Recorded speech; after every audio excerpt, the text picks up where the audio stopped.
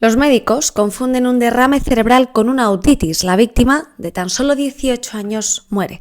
3 años después, los padres lo llevan a juicio y reciben una indemnización de unos 60.000 euros. Se sienten totalmente decepcionados con la justicia. Este caso ha conmocionado a la opinión pública. La vida de una joven se apaga por un diagnóstico erróneo.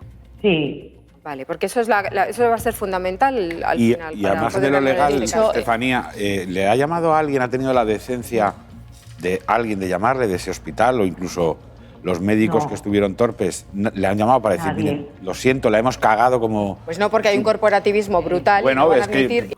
Un error evitable, una tragedia que plantea la siguiente pregunta. ¿Qué puede hacer esta familia legalmente cuando ocurre esta negligencia médica? ¿Qué pueden hacer las familias en esta situación? ¿Qué responsabilidades legales puede tener un médico o el centro de salud? Vamos a verlo. Responsabilidad civil. Esto quiere decir compensar económicamente el daño a la familia. Cuando un error médico causa daños, la muerte de un paciente, como es este caso, la ley reconoce el derecho a una indemnización por responsabilidad civil a los familiares de la víctima. ¿Cuánto dinero puede reclamar esta familia? Pues va a depender del caso, pero puede superar con facilidad los 100.000 euros o incluso llegar a los 300.000. ¿Os acordáis? Lo vimos, este baremo valora la edad de la víctima, en este caso tan solo 18 añitos, la relación familiar con los perjudicados, los padres, los ingresos futuros perdidos, pues toda la vida por delante, y el daño moral y psicológico de estos padres o hermanos o la pareja, la gravedad de esa negligencia, que ahora lo vamos a ver, y si por ejemplo hay hermanos u otros familiares directos que también han sido afectados por esta muerte, también se suma una cantidad adicional. Teniendo esto en cuenta, por la muerte de un hijo adolescente, los padres pueden recibir entre 100.000 y 250.000 euros cada uno. Pero en este caso, recibieron tan solo 60.000 euros y es una de las razones por las que quieren recurrir, porque además el equipo sanitario borró el diagnóstico erróneo para que no se descubriera en la historia clínica que existía un fallo. Esto lo descubrieron y por tanto piden una indemnización de más de 182.000 euros para compensar todo esto. Responsabilidad penal.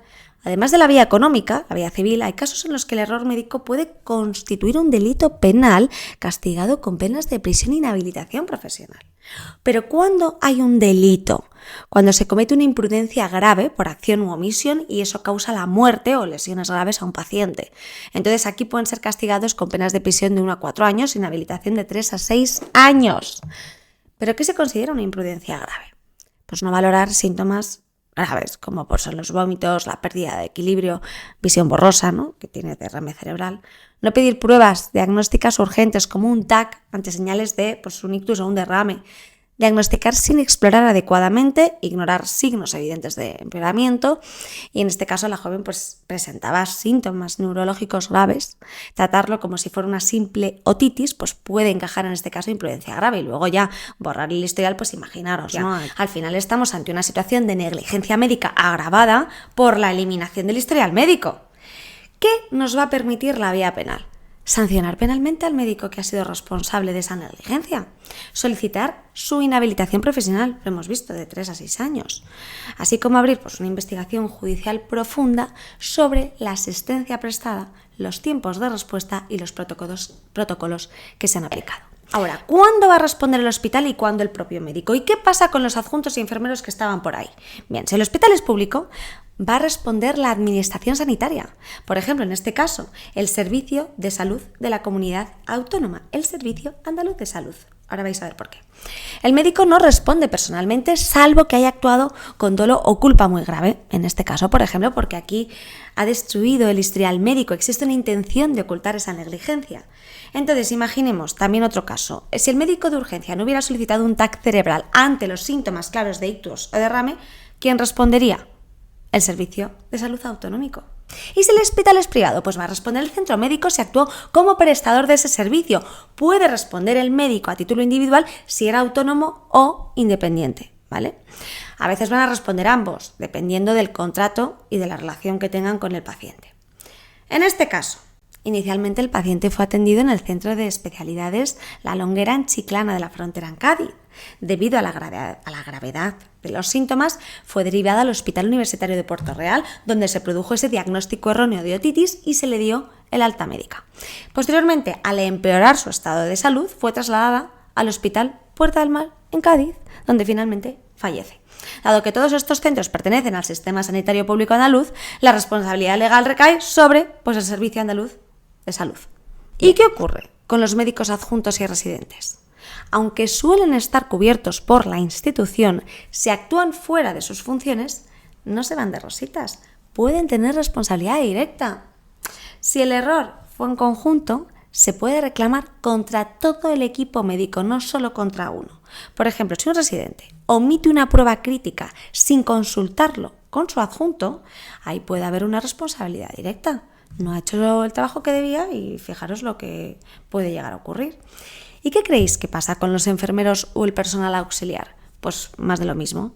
También van a ser responsables si omiten cuidados esenciales, no avisan al médico de cambios clínicos o cometen errores en la medicación. ¿Por qué? Porque no diagnostican ni prescriben, pero su función en el seguimiento del paciente es clave.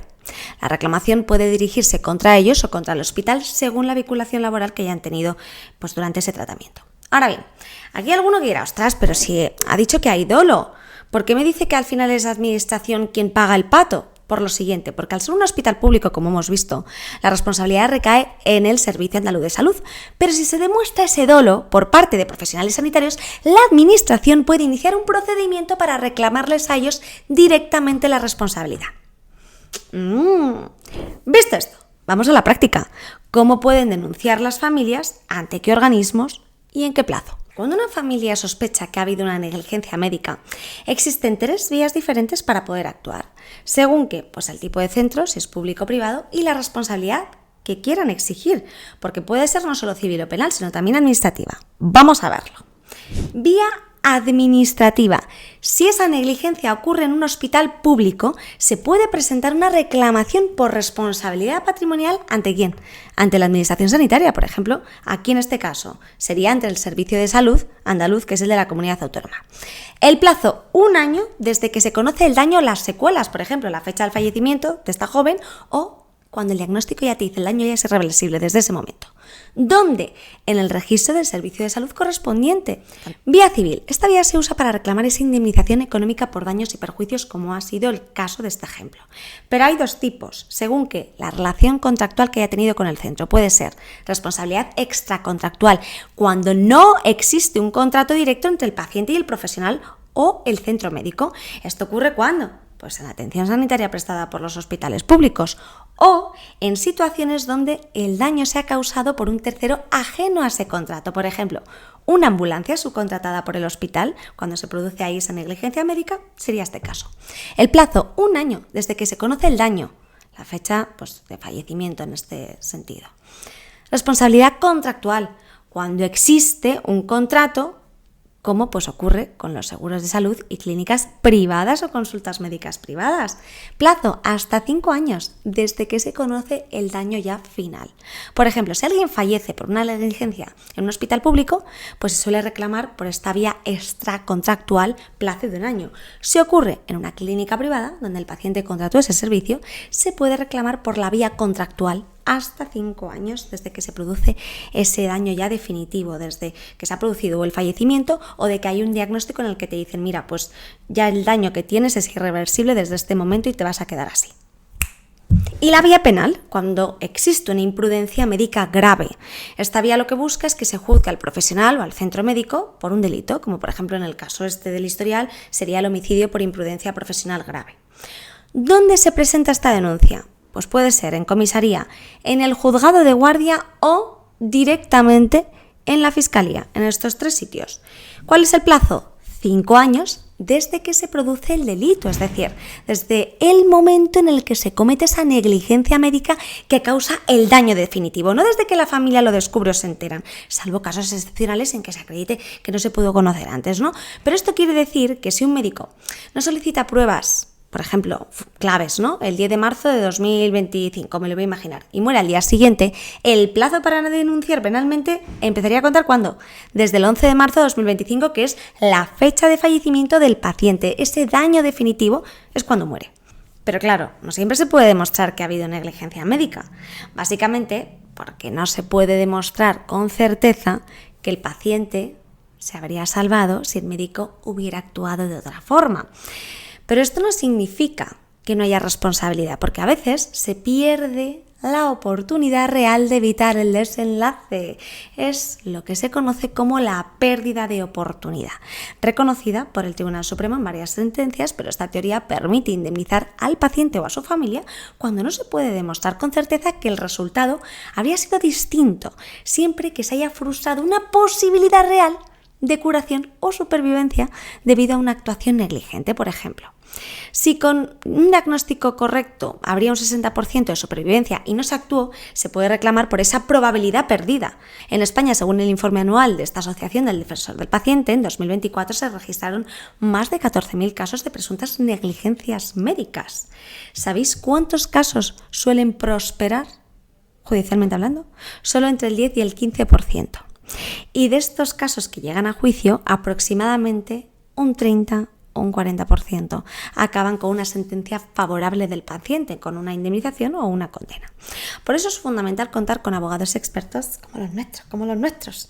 ¿Por qué? Porque va a ser clave el cómo se actúa, qué pruebas se presentan, las de demostrar si existe ese dolo o no, el hospital, en quién recae esa responsabilidad. Pues aquí, por ejemplo, ese abogado fue perspicaz y dijo, oye, aquí se ha intentado borrar de este informe el historial médico. Todo esto va a ser importante y clave para ese resultado. Así que ya lo sabéis. Seguirnos, comentarnos, contactar con nosotros si necesitáis ayuda y sobre todo compartirlo, darle a like, suscribiros a la campanita y nos vemos en el próximo vídeo. ¡Hasta luego!